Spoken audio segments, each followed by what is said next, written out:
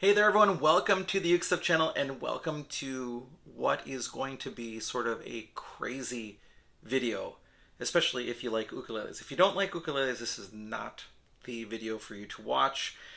The main focus of today is comparing these two instruments. Long story made very short. February 2024, this instrument starts appearing at ukulele dealers from KoAloha. It's the KoAlana, it's their entry model line. So this instrument shows up and is unannounced and is a change from this instrument which preceded it in the KoAlana line that was gloss and called monkey pod or Trembisi.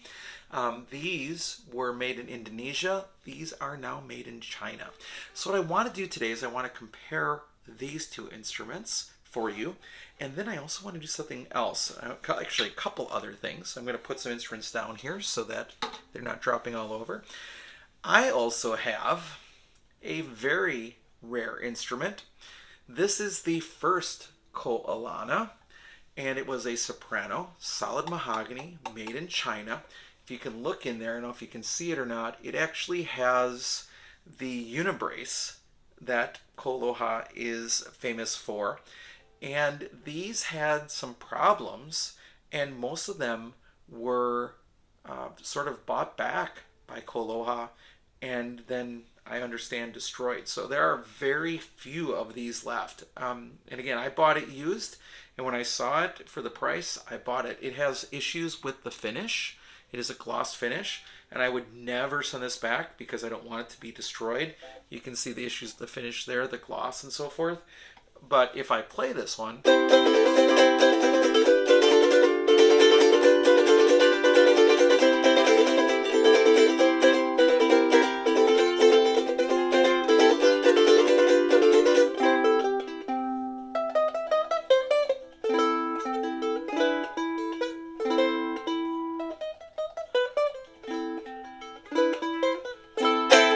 neck feels like a KoAloha neck. And the other interesting is it has a gloss fretboard. You don't see that very often. So yeah, so not many of these made it into the world and exist. So this is an absolute treasure in my collection, even though I don't play it that much, but it is really fun to have. The instrument I don't have is the KoAlana that came after this one.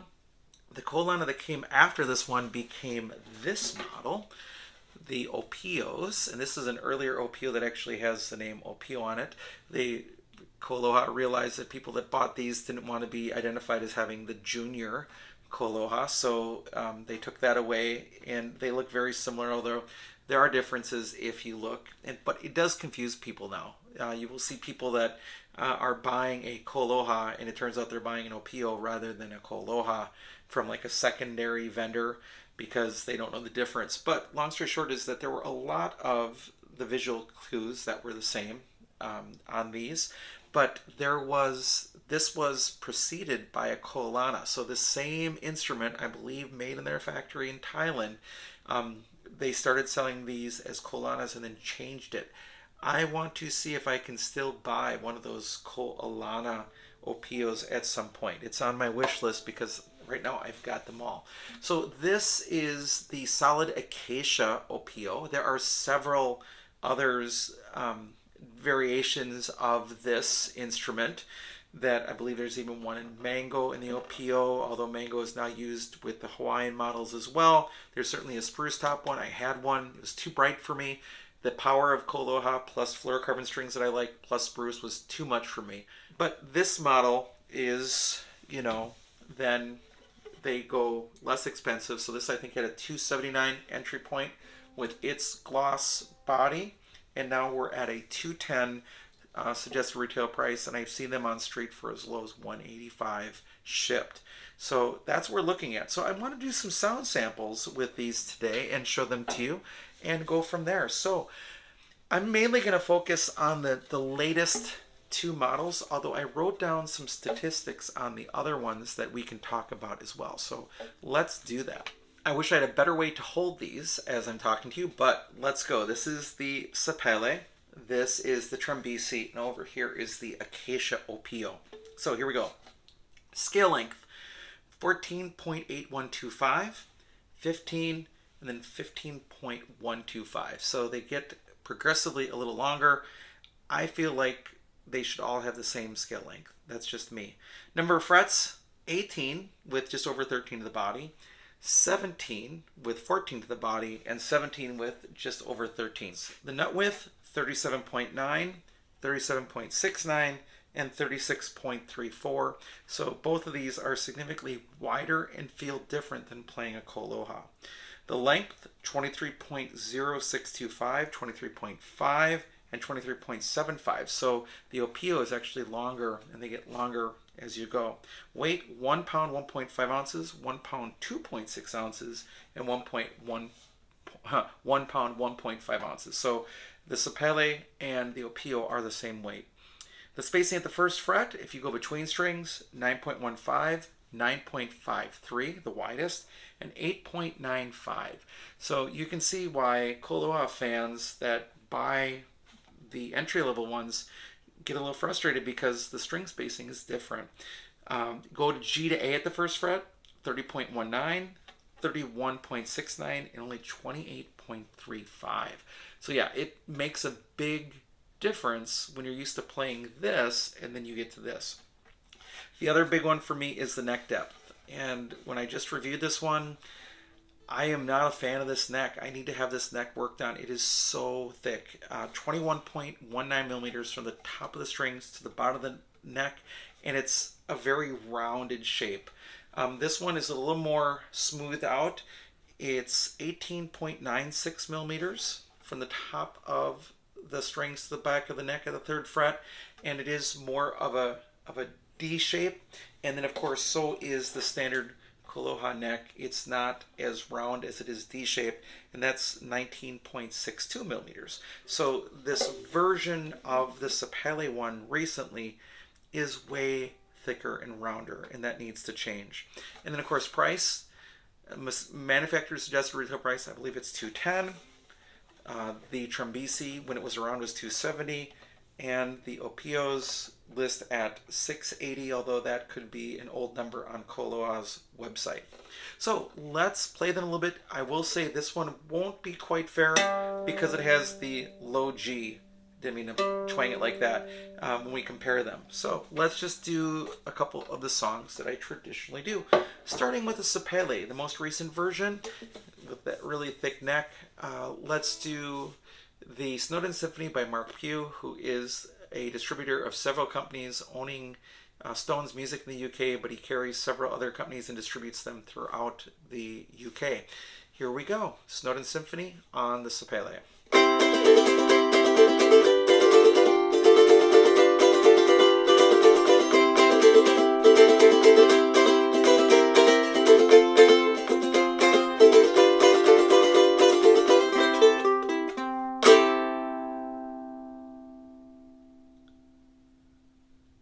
Onto the Trembisi.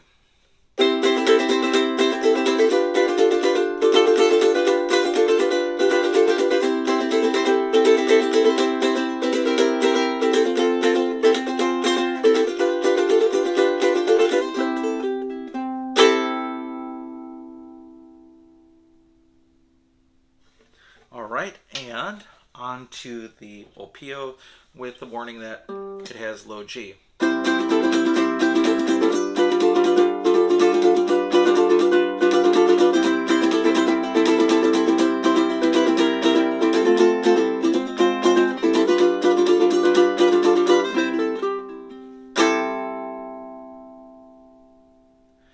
And yeah, the Opio is solid acacia.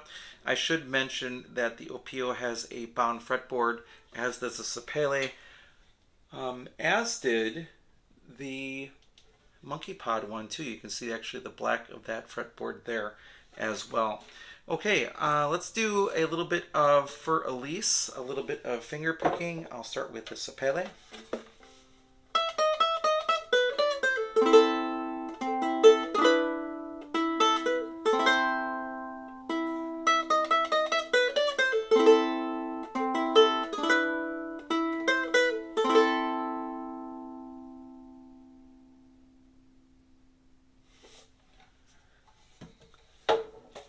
Monkey Pod, or Trembisi.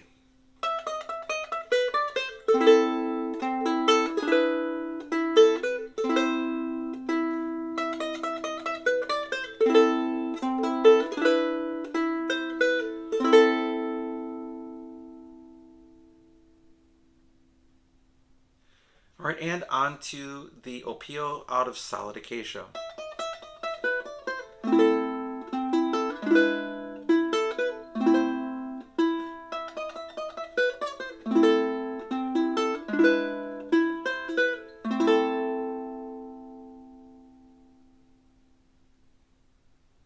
Yeah, just quickly in summary,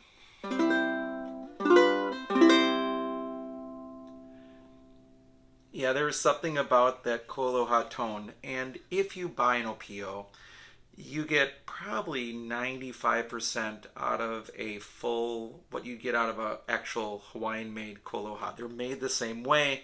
Not totally sure what the difference is ultimately in the sound other than the tone woods, but the sound is almost all there if you buy an Opio.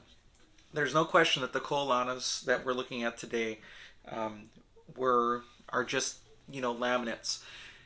When I reviewed this one, and what I talked about with this one with some people, is this is just basically a fancy, laminate ukulele that would sell from some other companies probably around the $200 range, and it's a little more expensive coming from KoAloha.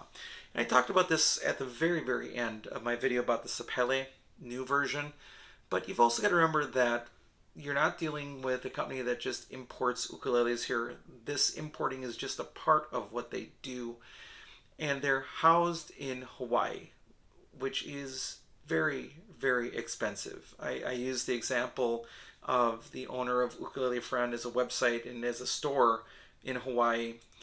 Sean is putting together an ukulele archive for forever, like a museum, which is amazing. But Sean posted a picture not too long ago at a grocery store where bread was $12.79 for a loaf of bread, which is just mind-blowing in terms of that. So if you can put that into what it costs for them to import into Hawaii and then to ship back out, that explains that price difference.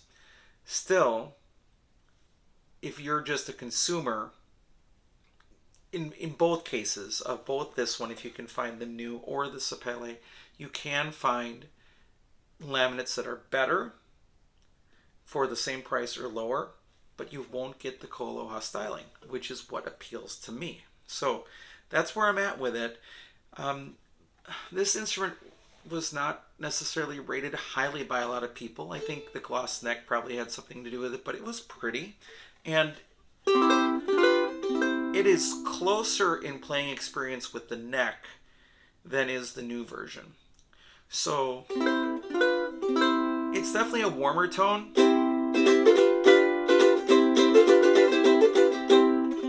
Nothing wrong with it unless you don't like a gloss neck. I also noticed that these tuners were put on straight, whereas KoAloha made sure that the tuners were installed like their other instruments on this one. So that's kind of interesting. I like those tuners too on there, but those look pretty cool, and then I'll be able to use black strap-ons with that one. So just some thoughts here again. Aesthetically, this one is more pleasing. The wood is prettier. The gloss is outstanding. That will impress some people. The binding is very nice. The different colored binding on the fretboard was cool. But the dimensions of the neck were so much wider. I think that threw people off, and then probably the gloss neck was too much. The neck probably should not have been gloss there, and probably should have been satin. So yeah, it was just a very nice, more expensive version of other laminates that you could buy. And that's what I've always said. And there's nothing wrong with that if you want the KoAloha styling. And then with this, it really is an entry-level ukulele with a couple of KoAloha things added to it. It's a brighter and clearer sound. It has more sustain, but also sounds a little more fragile, a little more brittle than the Monkey Pod version. That's warmer, not as bright, even with fluorocarbon strings. Oh yeah, this one came with the Dario titanium strings. I'm just not a fan of those strings. If you like them, you be you. No, no hate towards you. You do what you need to do. But I'm a fluorocarbon person. I like clear fluorocarbons or Worth Browns or whatever that I have. I'm a fluorocarbon guy. So just by preference, that's my preference. And even with those brighter strings, this one still is much more laminate sound, warmer, a little bit of that laminate caught sound, whereas this one doesn't really have that laminate caught sound. It's very bright. It's not wood. You can tell that it's not wood, but at the same time, it almost sounds fragile. Now, just for fun, if you wanted to know what the original KoAlana sounded like, here are those couple demo tunes as well.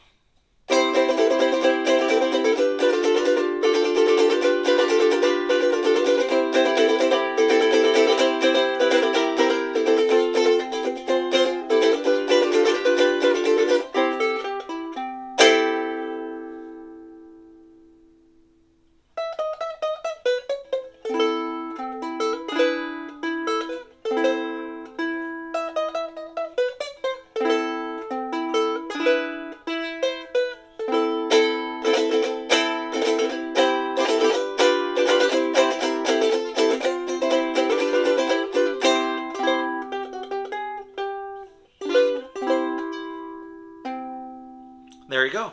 So, there you have it. A bunch of KoAlanas, the closest I could get to the missing KoAlana that I don't have, and just some thoughts with it.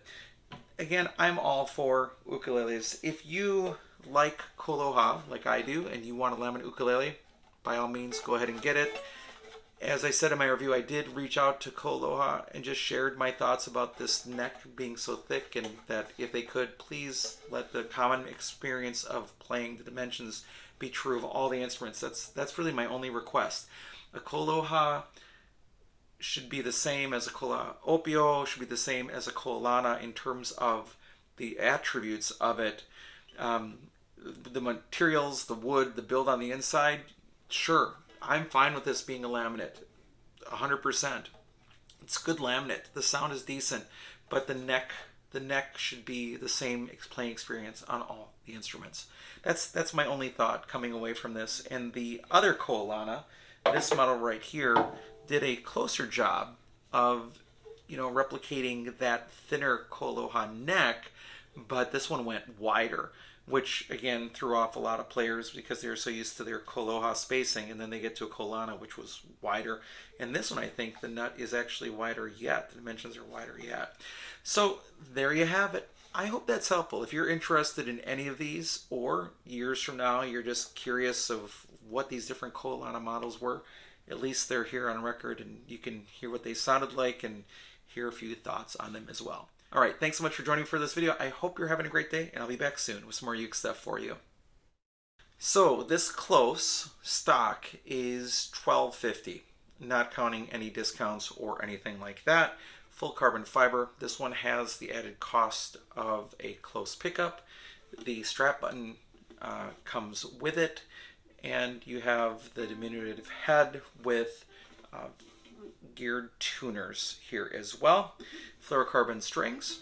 So let's just do, this is a Snowden Symphony by Mark Pugh, who is the owner of Stones Music in the UK, which is a distributor of several brands. And he wrote this, and I use this as one of my demo songs.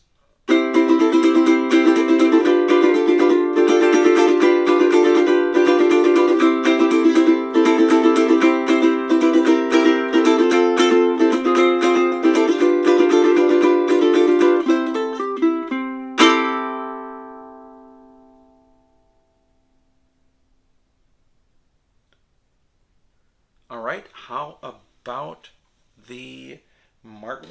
Both of these have been tuned.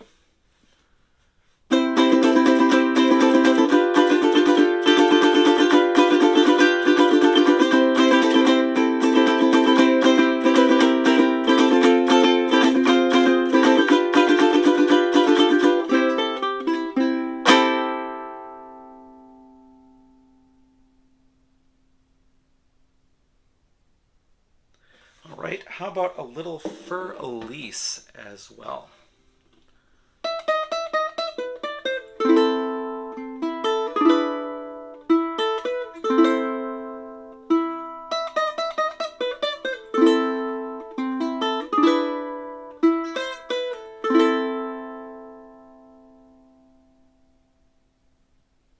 All right, on to the martin.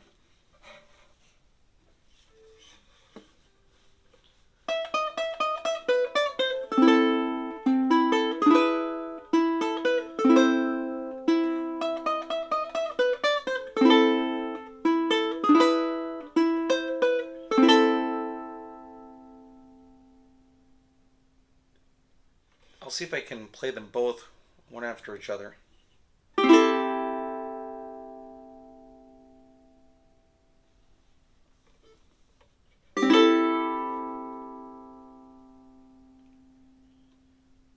Yeah, the martin has a lighter tone and a little bit more sense of that like laminate sort of boxiness to it. But one of the things I noticed with the close when comparing it to the Blackbird Clara was that the close also had more warm qualities, whereas the Blackbird Clara was clearer, if that makes sense. The G overtone is sharper on here. And while it does have some of that warmth, the rest of it is bright and clear. So the martin might even be a better comparison to the Clara than the close. It's just a different type of instrument. Which one do I prefer?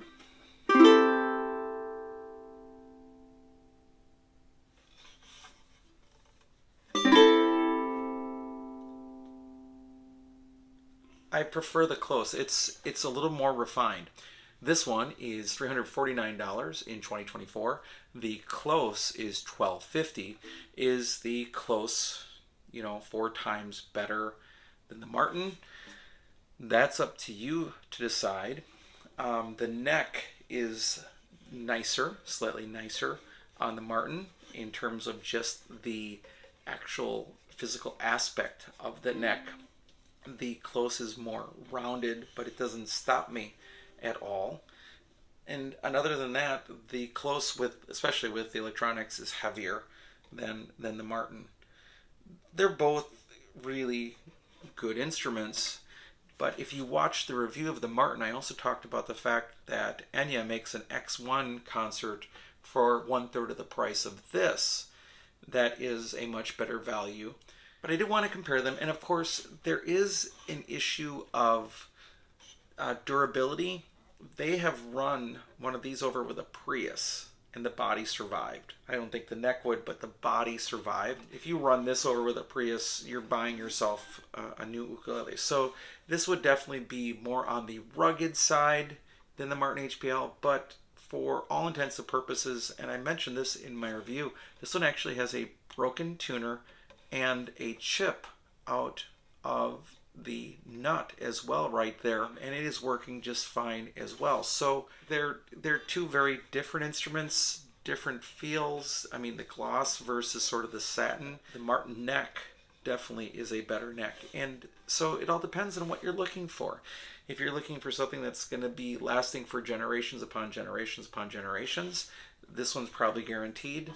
This one should make it because of all the, I believe the birch neck is strips of birch that are glued together. And of course HPL should last nearly forever as well. So both these should last almost anything. This will be a little more rugged. This will be not quite as, but still amazingly rugged. So there you have it. The Martin OXK concert, the close concert, carbon fiber instrument. Space age, still, well, if not space age, 1970s to 1980 material, countertop material, one way or the other. All right, thanks so much for watching the video. I hope you're having a great day, and I'll be back soon with some more uke stuff for you.